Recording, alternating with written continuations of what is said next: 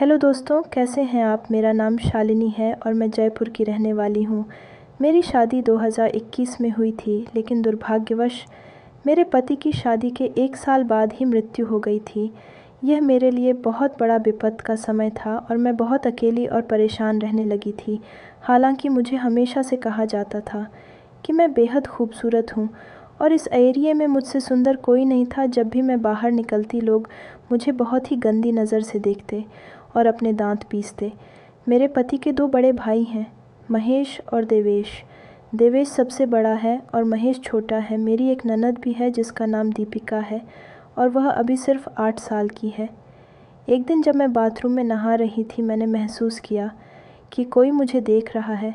मैंने खिड़की से झांक कर देखा तो पाया कि महेश मुझे छुप छुप कर देख रहा है। उसे देखकर मेरा मन बदल गया। उसके बाद मैं अपने कमरे में चली गई और बाल सुखाने लगी। उसी समय महेश कमरे में आया और बोला, भाभी, क्या आप चाय बना सकती हैं? आज चाय पीने का बहुत मन कर रहा है। मैंने उसे ध्यान से देखा और कहा, अभी बनाती हूँ, बस 2 मिनट रुक जाओ। महेश कमरे में ही बैठ गया। मैं जल्दी से चाय बनाने गई और थोड़ी देर में चाय लेकर वापस आई। हम दोनों चाय पी रहे थे और मैंने महेश से पूछा, महेश, तुम छुपते तो बहुत हो। महेश शर्म से लाल हो गया और कुछ नहीं बोला।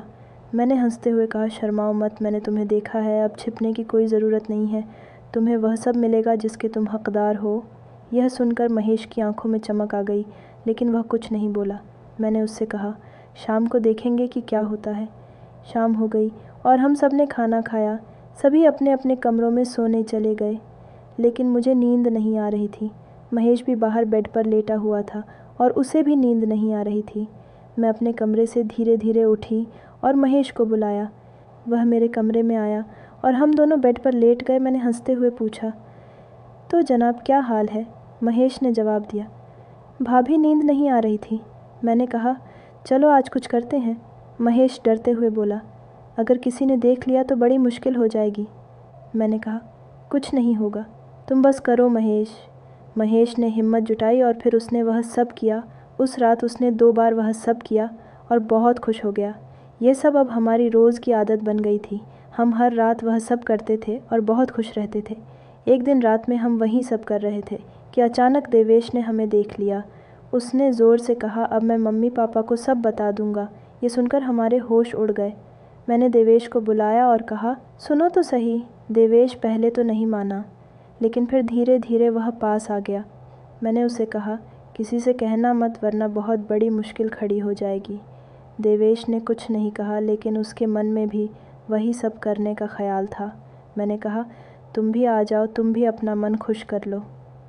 अब महेश और देवेश दोनों भाई एक एक करके वह सब करने लगे। इतना सुकून मुझे कभी नहीं मिला था जितना उस रात मिला। अगले दिन सुबह हम सभी उठे और अपने अपने कामों में लग गए। जब सब काम निपटा लिया तो मैंने कहा, कुछ और हो जाए। फिर महेश और देवेश ने भी देर नहीं की और वही सब करने लगे। उन्होंने मुझे 8वें आसमान पर पहुंचा दिया। अब हमें किसी बात की चिंता नहीं है। हम सब हर रात वही सब करते हैं और बहुत खुश रहते हैं। अगर आपको हमारी कहानी अच्छी लगी हो तो कृपया इसे लाइक करें और हमारे चैनल को सब्सक्राइब करें। और अगर आप मज़ेदार वीडियो देखना चाहते हैं तो इस वीडियो पर क्लिक करें। धन्यवाद।